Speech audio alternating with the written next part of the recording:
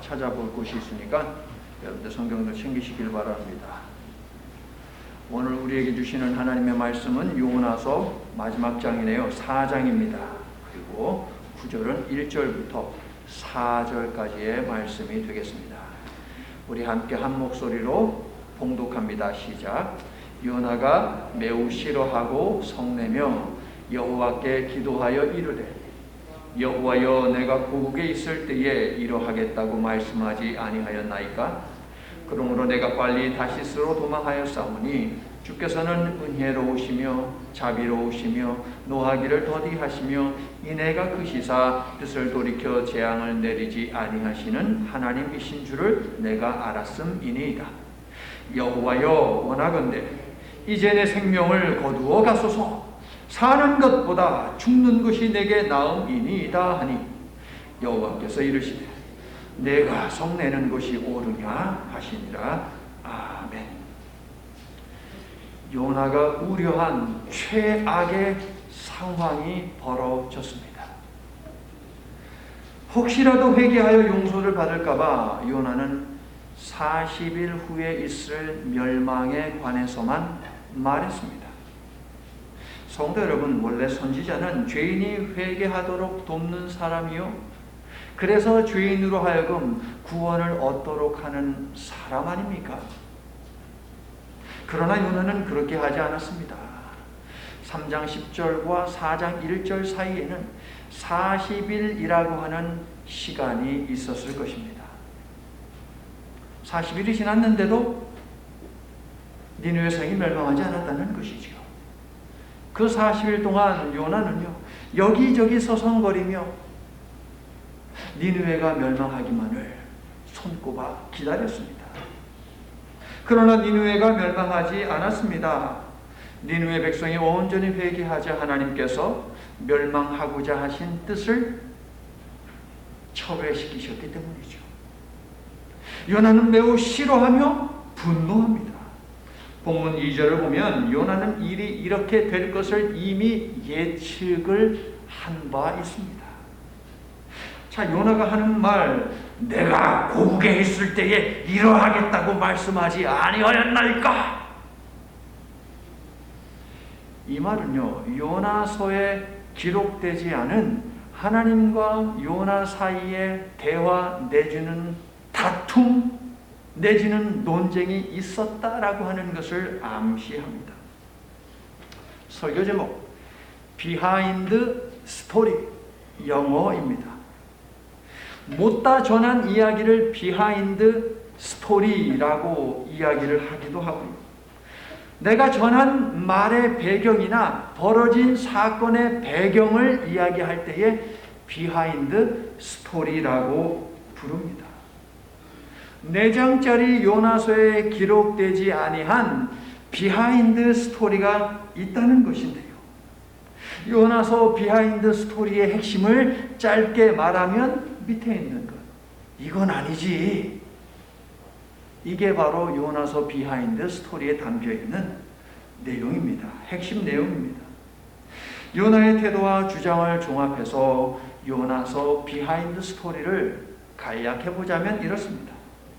하나님께서는 요나에게 니느웨의 악행이 하나님의 심판을 멸망받아야 할 정도로 심각하다라고 알리면서 너 니느웨에 가서 저들로 하여금 좀 회개하게 하여라. 그래서 저들이 심판받아 멸망하지 않도록 하여라 라는 명령을 하시죠. 요나는 자신의 분명한 입장을 밝혔습니다. 이건 아니지요. 가장 폭력적이고 잔인하기로 유명하고 이스라엘과 대적 관계에 있고 이스라엘을 언제든 넘어뜨릴 수 있는 저런 인간들을 심판하지 아니하신다고요? 이건 부당합니다. 그러므로 나는 니느웨에 가고 싶지 않고 가지 않을 것입니다. 라고 하면서 반대쪽으로 내뺐습니다. 하나님도 물러서지 아니하십니다. 큰 바람을 보내십니다. 큰 풍랑도 보내십니다. 제비 뽑기라고 하는 방법을 통해서 요나 이놈아 네가 잘못했다라고 하는 것도 지적하시고요. 그 다음에 큰 물고기도 동원하시면서 오직 여호와의 은혜로 구원을 받는 것이다 라고 하는 이 사실을 알리시죠. 자, 이 정도 되었으면 자신의 잘못을 인정하고 하나님의 뜻에 순종해야 하지 않겠느냐 하는 생각을 우리 대부분 갖게 될 것입니다.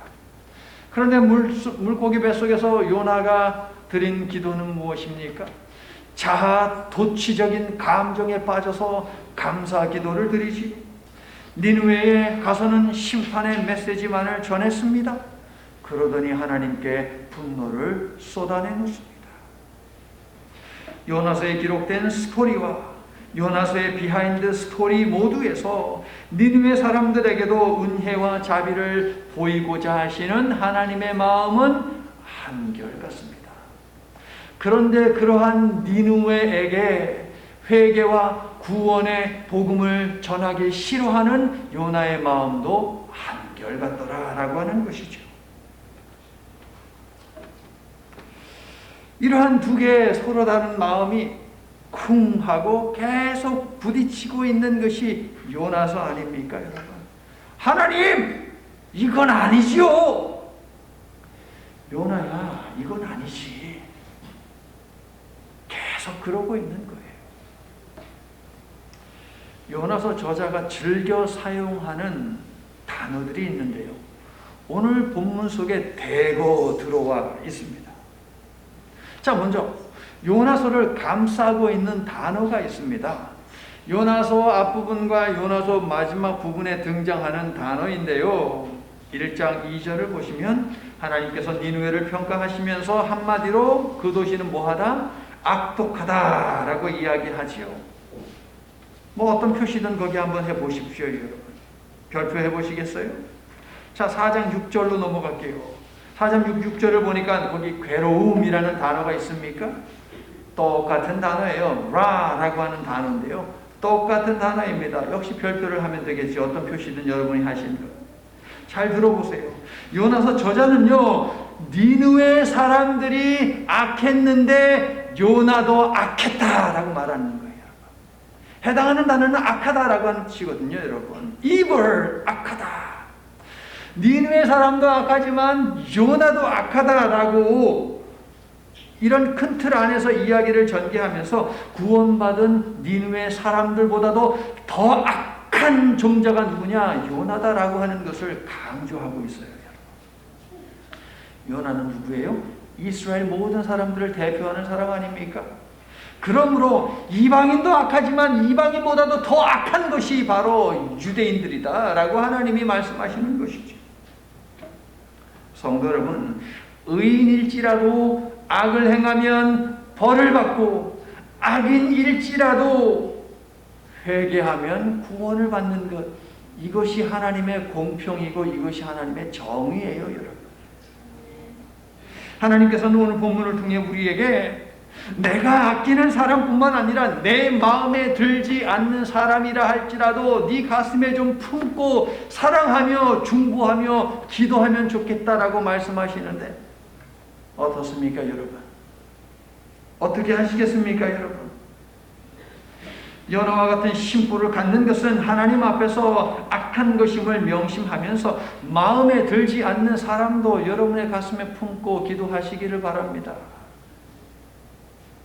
어머나 세상에, 아멘이 전혀 없네요. 아멘이 안 나오죠. 마음에 들지 않는 사람, 정말 미워서 한 대 콕 쥐어받고 싶은 그 사람을 위해서 목사님 기도하라니요. 그래서 아멘이 안 나오죠, 여러분. 그런데 여러분, 심각한 얘기 하나 해드릴게요. 4장 1절을 보니까 요나가 뭐 했대요? 싫어했다라고 하죠. 싫어했다에 해당하는 단어가 바로 그 단어예요. 여러분이 표시한 거, 별표한 거 똑같은 단어예요, 여러분. 그뿐만 아니라 3장 10절을 보니까 재앙이라는 단어가 있죠. 역시 똑같은 표시해 보세요, 여러분. 똑같은 단어예요, 여러분. 요나는요, 하나님의 은혜가 자기가 마음에 들지 않는 사람에게 임한 것을 어떻게 받아들이고 있느냐? 어휴, 나에게 재앙이 임했다라고 지금 그렇게까지 이해를 하고 있는 것이죠, 여러분. 내가 싫어하는 사람에게 하나님의 은혜가 임하는 것을 보더니 나에게 재앙이 임했다라고 이렇게 말을 한다? 야, 이거 심각하지 않습니까, 여러분? 성도 여러분, 요나서의 저자는요, 이러한 심보를 가진 자가 경험하게 되는 것은 무엇이냐? 결국 재앙이다라고 말하는 거예요, 여러분. 이제는 좀 아멘을 하실 것 같아. 그러므로 재앙을 부르는 마음가짐은 버리고 모든 사람들을 품고 기도하는 넓은 아량을 베풀며 사시기를 예수님의 이름으로 축원합니다. 또 재앙은 싫지요, 그죠, 여러분? 우리 예수님도 나 같은 사람 품어주셨는데, 여러분, 예수님의 사랑으로 품지 못할 사람이 세상에 존재합니까, 여러분? 아니잖아요. 하지만 우리의 사랑으로는 목사님 안 되지요. 맞습니다. 그래서 예수님이 하신 말씀이 뭐예요? 내가 너희를 사랑한 것 같이 너희도 서로 사랑하라 라고 말씀하셨죠. 너희 사랑으로 되지 아니하니 나의 사랑으로 사랑하려고 해라 라는 것이 바로 이 어마어마한 새 계명에 담긴 명령 아니겠습니까? 요나는 니느웨에서 하나님의 심판이 떠나고 용서와 구원이 임한 것을 그냥 싫어한 것이 아니라 매우 싫어했다라고 이야기하죠. 매우에 해당하는 이 단어는요, 요나서에서 15번이나 등장해요. 이 짧은 책에. 정말 가장 중요한 단어다라고까지 우리가 생각할 수 있는 단어인데요. 기본적인 뜻은 무엇이냐? great, 크다라고 하는 뜻이지요. 요나는요, 큰 성 니느웨에서 재앙이 철회된 것을 보면서 자신에게 큰 재앙이 임했다라며 분노했습니다. 성도 여러분, 사람이 하나님의 뜻을 깨닫지 못하는 결정적인 이유가 무엇일까요? 많이 있겠지만 그것은 어디로 이렇게 몰리느냐? 자기 중심성으로 몰리는 거예요. 자기 중심적인 생각에 갇혀 있을 때에 하나님의 뜻이 보이지 않아요. 깨닫지 못합니다. 보이더라도 순종하지 못합니다. 요나처럼 이기적인 자기 중심성에 빠지면 자기에게 유익이 될 때는 진리이고 자기에게 해가 되면은 거짓이다라고 판단을 하는 것이죠. 그런 사람은 결국 하나님의 선한 역사를 체험할 수 없습니다. 그럼에도 불구하고 하나님께서는 이 놀라운 은혜를 요나로 하여금 체험하게 하시죠. 그래서 선원들을 살리셨습니다. 그래서 요나를 살리셨습니다. 그래서 니느웨 백성들을 살리시는, 용서하시는 것을 체험하게 하시고자 요나를 니느웨로 다시 보내신 것 아니겠습니까, 여러분? 그러나 요나는 이스라엘에게만 은혜로우셔야 할 하나님이 이방 나라가 회개할 때도 은혜를 베푸시는 분임을 뻔히 알기 때문에 도망쳤습니다 라고 오늘 말씀을 통해서 그는 이야기하지 않습니까? excuse 하는 거죠. 여러분, 핑계 대는 것이지요. 합리화시키는 것이죠. 그런데 그런 자신을 붙잡아 자신이 그토록 우려하던 그 일을 기어이 버리신 하나님 때문에 속이 상하고 그래서 매우 싫어하며 분노했다 라는 것이 오늘 본문 1절이 이야기하고 있는 것 아닙니까? 성도 여러분, 불의한 타인에게는 하나님의 정의가 임하여 망하기를 기도하고 불의한 나에게는 하나님의 긍휼이 임하여 도움을 받고 구원을 받기를 원한다면, 그런 기도라면 이것이 기도입니까, 여러분? 2절을 보니까 요나가 매우 화가 난 이유가 무엇입니까? 하나님의 성품 때문이네요. 요나는 니느웨를 심판하지 않은 것에 대해서 하나님께 성질을 냅니다. 그러면서 여호와 하나님의 성품을 잘 요약하고 있는 출애굽기 34장 6절을 인용을 하고 있죠. 그러면서 자신의 불순종을 정당화하는데 2절은 이러한 의미입니다. 여호와는 은혜로우시며 자비로우시며 노하기를 더디하시며 인애가 크신 하나님이기 때문에 나는 불순종한 것이고 나는 지금 화가 난다. 뭐 세상에 이런 사람이 다 있습니까, 여러분? 하나님이 선하시고 하나님이 은혜롭고 하나님이 자비롭기 때문에 화가 난대요, 여러분. 그런데 이러한 하나님의 성품 때문에 요나는 구원받은 거잖아요. 죽지 않은 것이잖아요, 여러분. 자, 요나가 말한 이 5가지 하나님의 성품이 여러분 개개인에게 임하기를 간절히 소망하면서 제가 간략해서 이 5가지 성품이 무엇인지 설명을 좀 드릴게요. 첫째, 여호와는 어떤 분이시다? 은혜로운 분이시다. 은혜롭다라고 하는 단어는 뭡니까? 이러한 아무런 전제 조건 없이, 심지어는 전혀 받을 자격이 없는 사람들에게까지 베푸는 일방적인 배려, 이게 바로 여호와의 은혜예요, 여러분.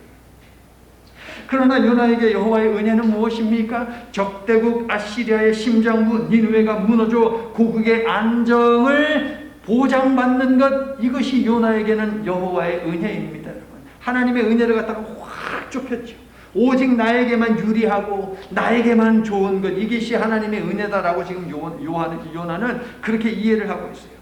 철천지 원수인 니느웨 사람들의 생명을 살릴 바에야 자기 생명을 버리는 것이 낫다라고 생각을 했던 요나에게 하나님의 은혜는 무엇입니까?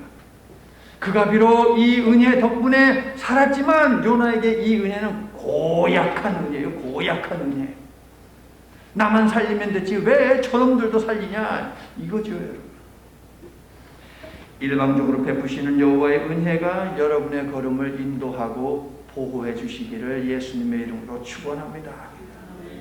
두 번째, 여호와는 어떤 분이십니까? 자비로운 분이시다. 자비에 해당하는 단어, 여러분, 여성만이 가지고 있는 거예요. 이건 자궁에 해당하는 단어가 바로 이 자비에 해당하는 단어이거든요. 아이를 향한 어머니의 모성적인 관심과 사랑, 이 사랑을 하나님은 가지고 계신다. 이 사랑과 관심으로 여러분이 하나님 앞에 부르짖을 때에 불쌍히 여겨주시기를 나는 예수 그리스도의 이름으로 간절히 축원합니다. 세 번째, 여호와는 어떤 분이십니까? 노하기를 더디하시는 분이시다라고 이야기해요. 노하기를 더디하시는 분이시다. 자, 그런데 여러분, 이 말씀, 여호와는 노하기를 더디하는 분이시다는 이 말씀을 직역하면 너무 재밌어요.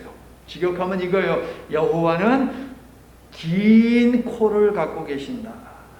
뭐라고요? 여호와는 긴 코를 갖고 계신다. 이게 직역이에요. 왜 이스라엘 사람들이 이런 표현을 썼느냐? 이스라엘 사람들은요, 사람이 분노가 나고 화가 나면 그것이 어디로 발산되느냐? 요 코를 통해서 발산된다라고 그렇게 이해를 했거든요. 그래서 코가 길면 이 열을 빨리 식힐 수 있다. 스페이스가 넓으니까 빨리 식힐 수 있다라고 그렇게 이해를 해서 여호와 하나님은 노하기를 더디하신다. 빨리 화를 품고 빨리 화를 발산하는 분이 아니시다라고 표현할 때에 여호와의 코는 길다라고 그렇게 표현을 했던 것이죠, 여러분.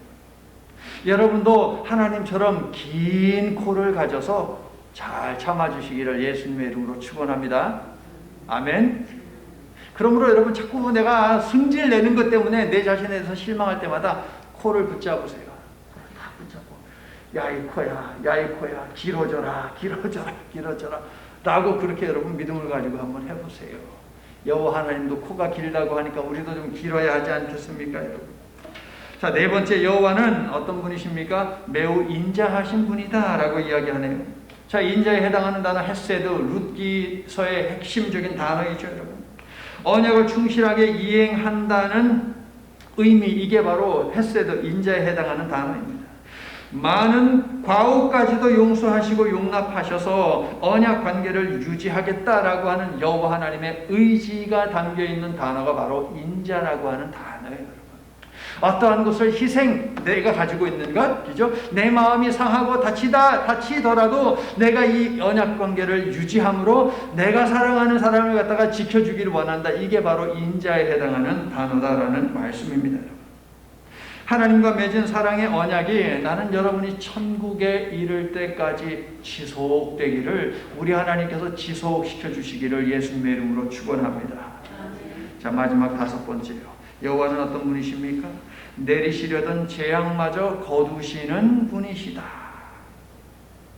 하나님의 계획 중에 죄에 대한 심판만큼은 항상 바뀔 가능성이 있습니다. 하나님은 마음먹은 것을 바꾸지 아니하시는데 한 가지, 죄를 용서하시는 부분에 있어서는 하나님께서 마음을 바꾸세요. 한번 심판을 해야지, 손 좀 봐야지 했다가도 얼른 돌이켜 하나님 앞에 회개하는 모습 보이면 하나님께서 그것을 접으시거든요. 성경에 많이 있잖아요, 여러분. 죄인이 회개하면 하나님께서는 언제든지 계획하신 심판을 취소하거나 보류하신다라는 것이지요. 자, 그런데 여러분, 이렇게 하면 하나님께서 불명예를 끌어안을 수 있습니다. 왜요? 자신이 한 말에 대해서 책임을 안 지는 거잖아요. 자신이 한 약속을 갖다가 깨버리는 거잖아요. 내가 저놈들을 갖다가 심판하겠다, 진멸시켜버리겠다라고 하나님이 공공연하게 말씀을 하셨어요. 그러면 그것을 하나님께서 말씀하셨으니까 반드시 실행이 되어야 되잖아요. 그런데 하나님께서 그렇게 하지 아니하세요. 그럼 하나님은 어떤 하나님이 되는 거예요? 실현하시는 분이지, 시건하시는 분이지. 이렇게 이해할 수 있는 것 아닙니까? 그럼에도 불구하고 하나님은 죄인이 하나님 앞에 용서를 구할 때에 그를 그만큼 용서하기를 원하신다. 이게 하나님의 사랑이거든요. 그래서 우리가 이처럼 살아있는 것 아니겠습니까, 여러분?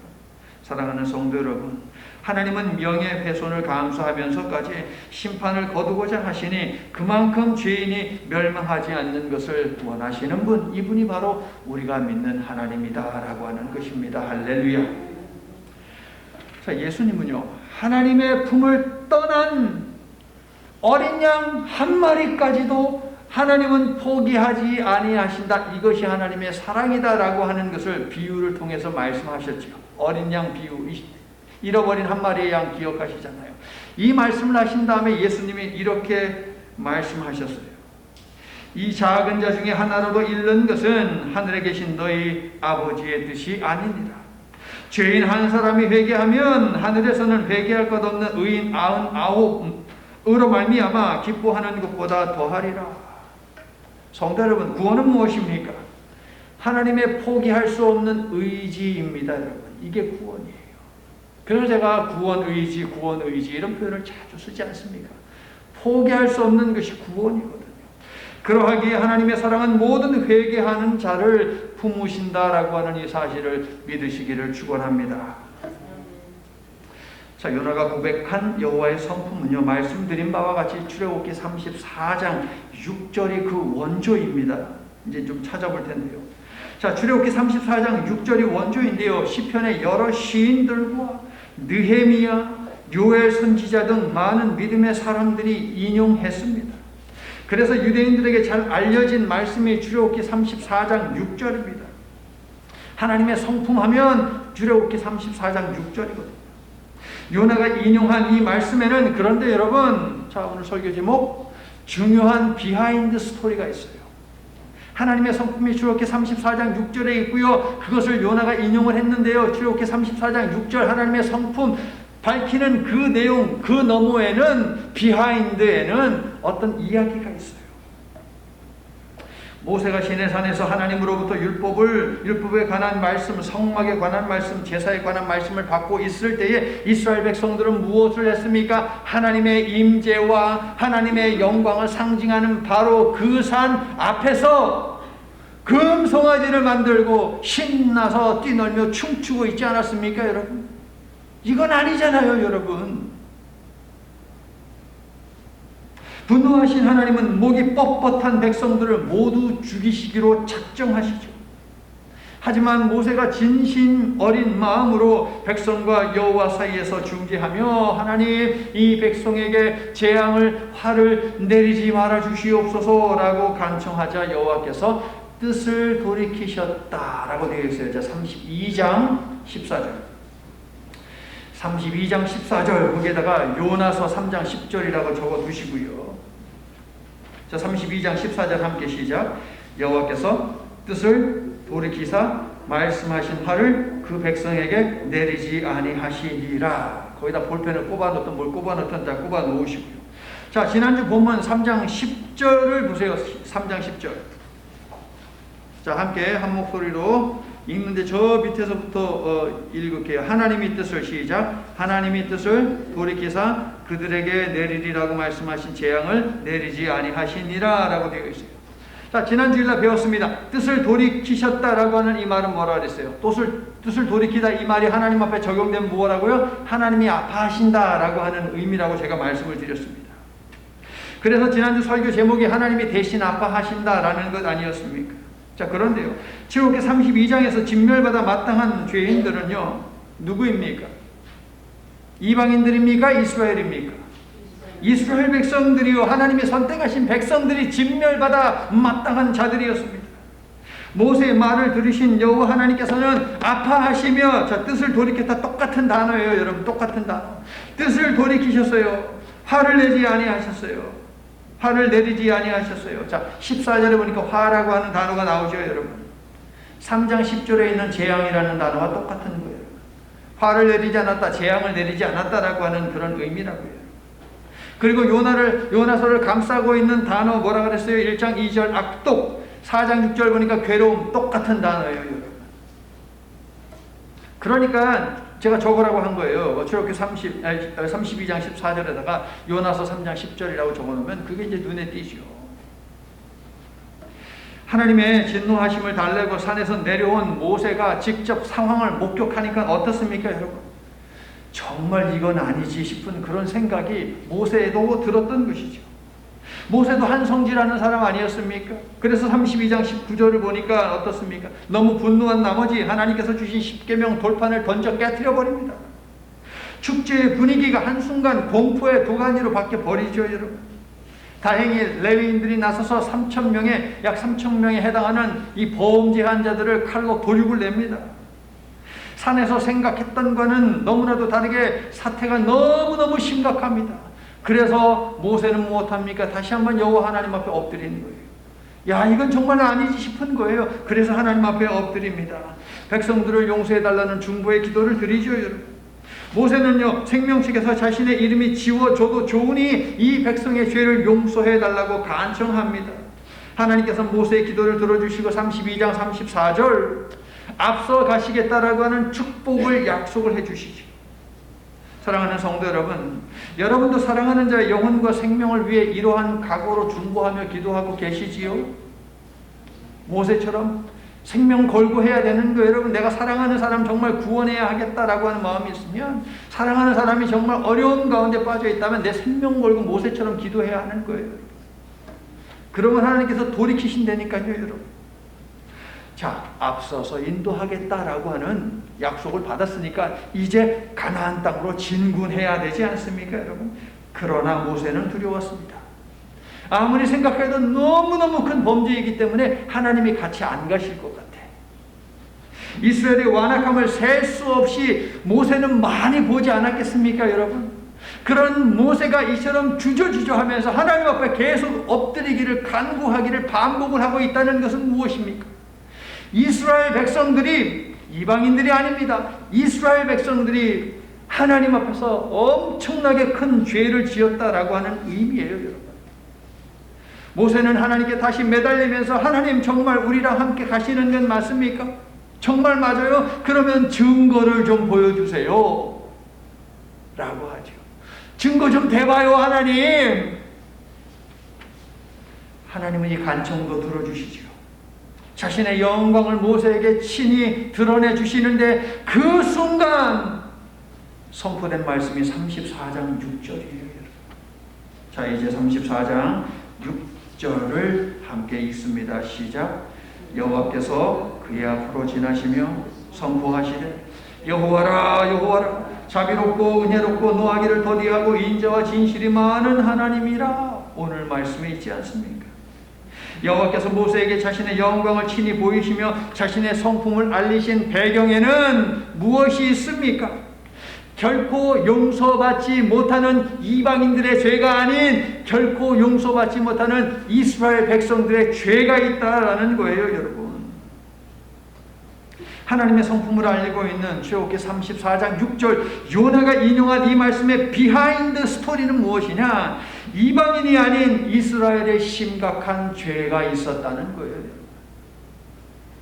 그리고 구원하시는 하나님의 측량할 수 없는 사랑이 죄로 인해 멸망당할 위기에 처한 백성들을 비추고 있다.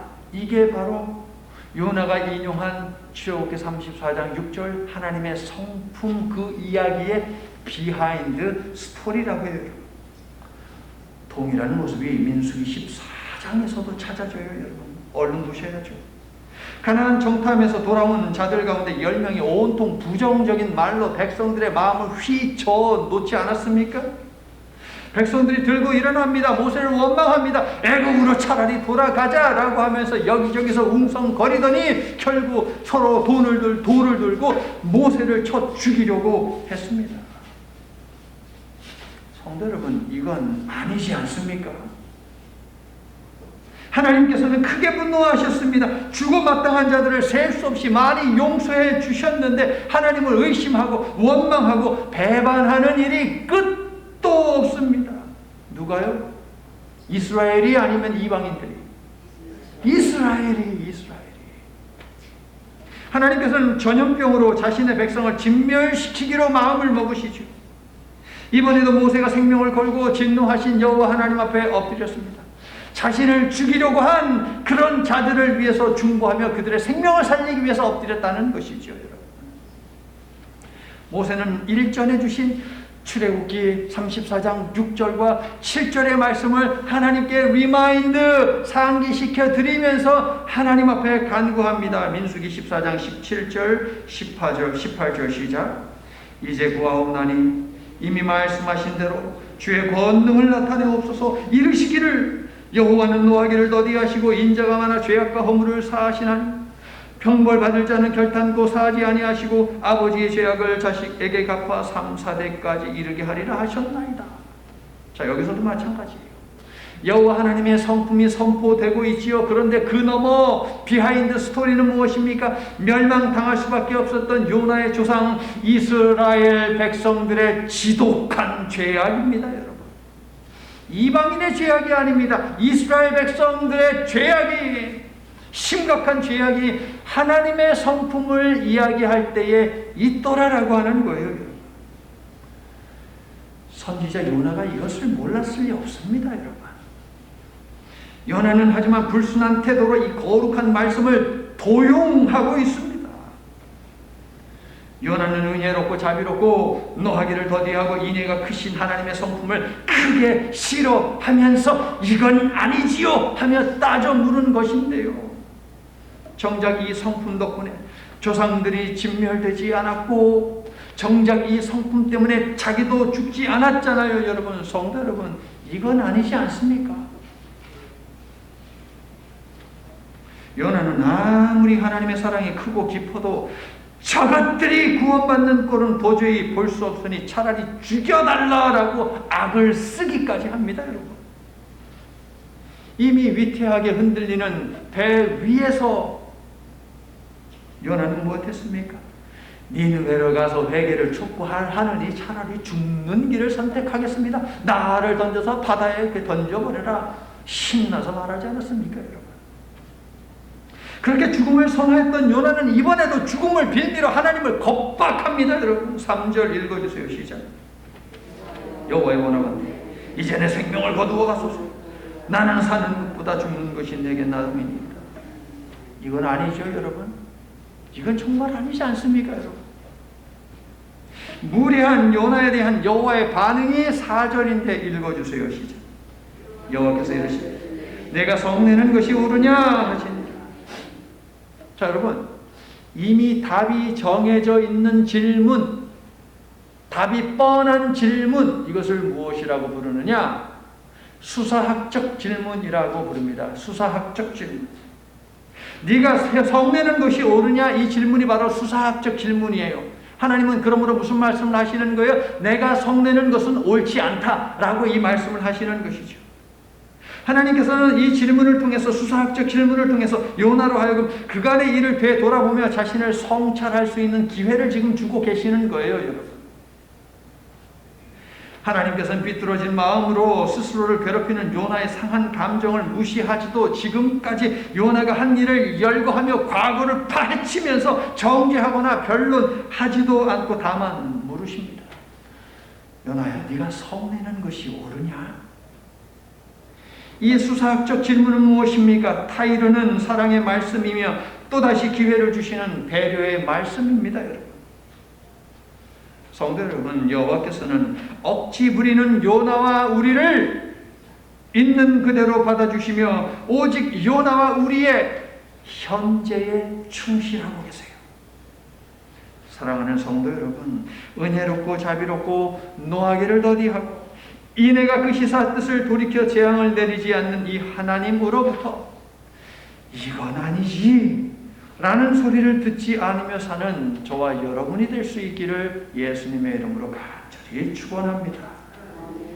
이제 말씀을 마칩니다. 성도 여러분, 하나님을 향해 하나님 이건 아니지요 라며 항변한 적이 있지요?